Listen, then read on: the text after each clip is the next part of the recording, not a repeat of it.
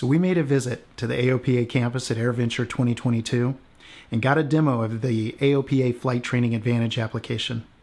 AFTA is currently designed to help Part 61 primary students, CFIs, and flight schools. Hope you enjoy this quick demo. Chandler Tower, Cherokee 4121 Tango's at Chandler Air Service. We have Zulu, and we'd like a south departure, please. What does it take to be an angel? Where does the sun go when it sleeps? I should by now. It isn't written in the stars. Just shadows. So welcome back, SPC listeners. I'm super happy to bring you this demo with Dan Justman from the Airplane Owners and Pilots Association. We did an interview with Dan about AFTA that goes into some detail about what it is and how it helps. So if you haven't already, check out audio episode 65 for that one. As I said in that episode, I'm pretty excited about AFTA, and I think it'll be helpful to a lot of people. We wanted to have Dan do a demo for you so that you can see just how it works, not just what it is. So that's what this video episode is for. So if you're a CFI, a flight school staff member, or a primary student, or you might be any of those in the future, this should be pretty interesting to you. Dan will take us through a typical scenario so you can see just how it works. Enjoy. All right, so here we are in the CFI instance in the AOPA Flight Training Advantage app. It's the iPad app, and this is how they utilize the system. I'm logged in here as the CFI, Dan Justman. That's me, my name up there. We've got a METAR up on the top. That's the local airport that I'm flying at, so it could be Osh if we wanted to change that. But it helps us with situational awareness to make sure we can make educated go, no-go decisions for each step along the way. Student list is here on the left. I'm going to go ahead and pick one of those students. Happens to be my 3-year-old daughter, Sonia. She is amazing at her flight training. You can Progressing really fast. She's doing great. She's halfway through, as you can see on there. We can see the name, image, the goal on there, and the percentage, about 51% of the way through the process. That was an important piece we wanted included because we heard from student pilots, from instructors, from flight schools. They didn't really know how far along the way their students have progressed or what they have left. This is one way to show it easy and up front, and there's also great ways to see it even deeper levels in the app. This is the Preflight Page. So this is the page that the instructor and the student will use to go through a thorough pre-flight briefing. All the information is up there. The hours are listed there. That's how far they've gotten the system. All of the aeronautical experience items are tracked in AFTA, so it's easier for the CFI. They don't have to keep track of all this stuff in spreadsheets or keep going back to the logbook. It's all automatically tracked for them as they go on. Sliding up to the next lesson. These are the activities that are selected for this lesson. These are based off the FAA ACS standards. So if someone's going to be evaluated on that in their check ride, we might as well train to that, right? It's consistent and it's also accurate. So that way we're evaluating over that same system. Those that have a number are activities that we've already flown. Those that we haven't have a label on here. We've got some new ideas or new activities. We also have a review item there. These items on the right are the assigned prep items. This is a wealth of online resources for the student to prepare for their lesson. Each one of the activities there has an assigned prep item listed from the Airplane Flying Handbook, from the Aeronautical Knowledge, AOPA Flight Training Resources. Flight training resources like Rod Machado have YouTube videos. We even have select videos from the Sporties You Can Fly course included in there. So a wealth of resources there so the student knows exactly what they're going to be doing in the lesson and know how to prepare for it. Unfortunately, Sonia has got all X's on those, so she has not studied for this lesson. But a great way for me as the CFI to be able to keep the student accountable on that at that level. Previous lesson, just for situational awareness, we can see what we did last time, how well we did it. We can dive deeper into that if we need to, but let's just get to the fun part. Let's go ahead and fly the lesson. So we've completed our pre-flight briefing with a student. We know what's going on. Big obvious yellow button there, go fly, let's do it. So at that moment, all the processes are now running locally on the iPad. So we don't need an internet connection. Everything's set, ready to go. We're up in the cockpit. And it's been designed for the instructor to very easily, quickly, efficiently evaluate the lesson, and you go activity by activity with everything is just a push of the button.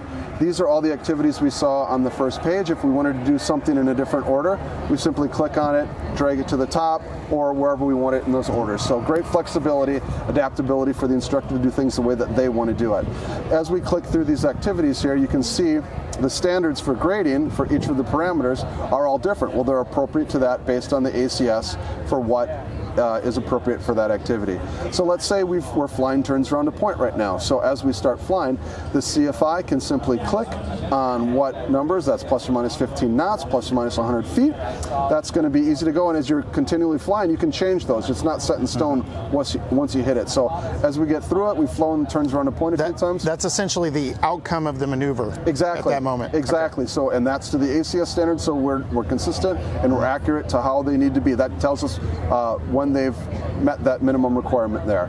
Common errors. It's tough to take notes in the cockpit while you're flying, so we've listed for each activity the most common errors for that, and if you want to get in there, like let's say it was uncoordinated flight, you simply click that button. That will show up in the post-flight briefing. So it's a tough thing to take notes in the cockpit while you're doing it. It's even harder to remember all these little things by the time you get back down to the ground. So we've graded the parameters. We've added common errors if they're appropriate, and now we can see based on these numbers there's some recommended scores, the final score for that activity. So we can do that if we're not quite sure. Each one of these has a little more description for the CFI to get dialed in for that. So let's say it was a 3. We'd go through and we'd grade each one of these activities as we go through, and these are just anecdotal numbers here I'm putting in here as we go. We can see that, but let's say we get to a certain point and we realize, wow, I'm not seeing this student do a great job with the trim control. We should really review that. In flight, hit Add Activity, go to Aircraft Control, Trim Control, save it. We've just added trim control activity to that lesson. So even though AFTA comes up with the next lesson plan and the most efficient, effective plan, the instructor still has complete control to add things as they'd like to, add activities in, either before the lesson, during the lesson, or even after the lesson if they wanted to do that, if they forgot maybe they flew that and didn't have it in the system. So we go through trim control, we fly that, tight grip on control, so be it, still a 3, good to go. So we've gotten this far but realize, well, these 3 activities aren't exactly what you want to fly today, or maybe your student has done great but you don't want to add more on, or the weather's gone bad, or you run out of time. You don't have to fly everything exactly as it has been presented to you. If you're done at this point, click Done Flying, we'll skip it. We just need to tell AFTA that a reason for it, and then it'll bring it back in at the appropriate time in the future. Of course, we need to track the aeronautical experience items in here. So I'll put, again, some anecdotal numbers in here just to get us past the screen. But these are all tracked in the system. So the flight time, the dual instruction, the instrument time, all of those things are tracked in here. And when we meet the minimum requirements, AFTA's going to tell the instructor, hey, congratulations, your student has met the minimum requirements for this. We're not telling the instructor that the student is check ride ready or they're ready to a certain level, but we're saying they've met the minimum requirements, so they don't need to worry about that anymore. All this is being tracked for them. This is a local flight, and this is November 1, 2, 3, 4, 5, so be it. If we wanted to add some lesson highlights or feedback, we've got the opportunity to do that. Great job. And that's going to be visible in the lesson history for the student all the way along.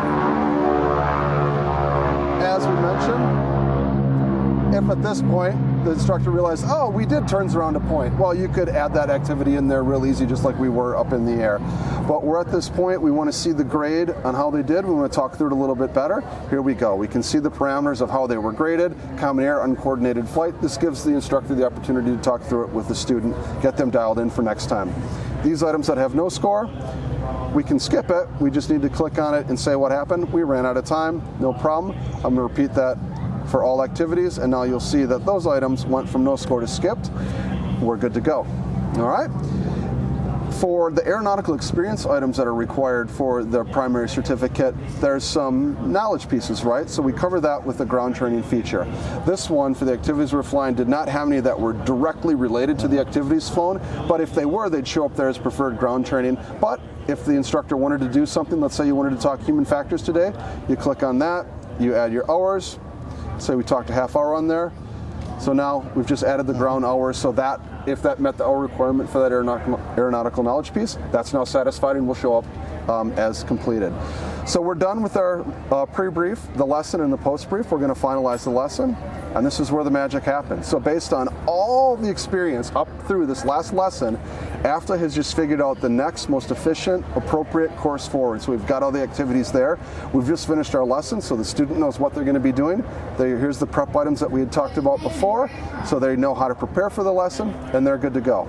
So that's it down and dirty without getting into any of the deep features of transferring students from one CFI to the other, which is just a switch of the button. It's a piece of cake, no problem.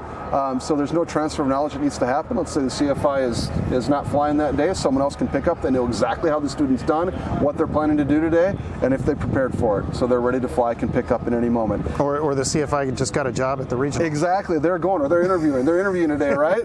So they're not going to make it. So that it's a great opportunity to do that. Solo flight is in there, sim flight, all of those items can be recorded.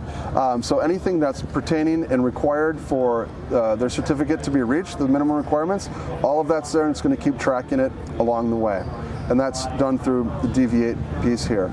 I want to go back real quick to the student profile just to help dive a little bit deeper into what information is available, that transparency that we talked about.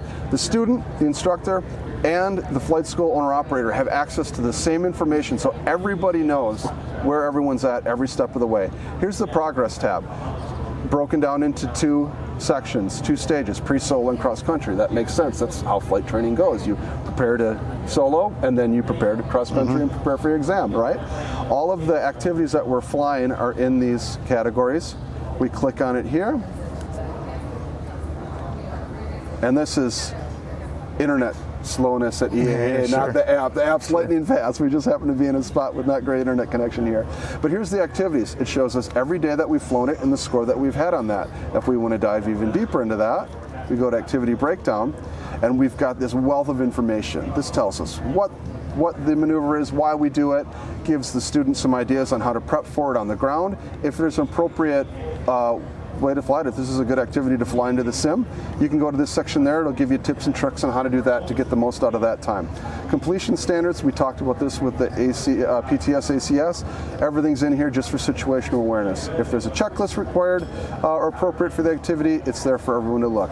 Notes to pilot, this is going to tell you even more. This is going to tell you how to do it. So we're giving that student the opportunity to be best prepared for their lesson. So the student has this view.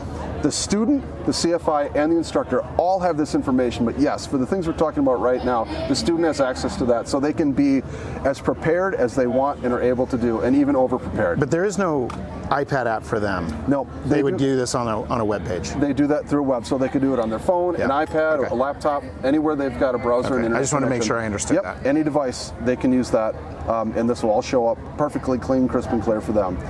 Common errors, spelt out a little bit deeper.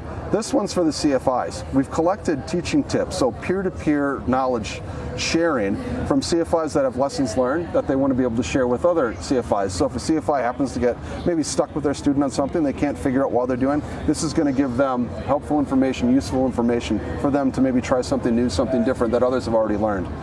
If there's alternate procedures, they would show up there. And here's prep items there. So again, for some activities there's one thing, other activities there's a whole list of them. Student can be as prepared as they want. They can watch one of them or all of them if they want to do that. And of course the regulatory items, because that's what needs to be tracked in the system. So that is the gist of it there. That's awesome. Yeah. Well, so what do you think? Let me know. And if any of you are using AFTA right now, either as a student or a CFI, I'd love to hear feedback from you on it.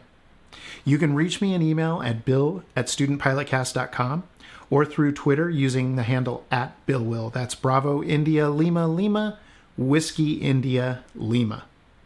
We had a great time talking to Dan about AFTA, and of course the AOPA campus at Oshkosh is pretty big with a lot going on. So I hope you made it by if you were there. If nothing else, to see that cool Grumman Tiger sweepstakes airplane that they had on display.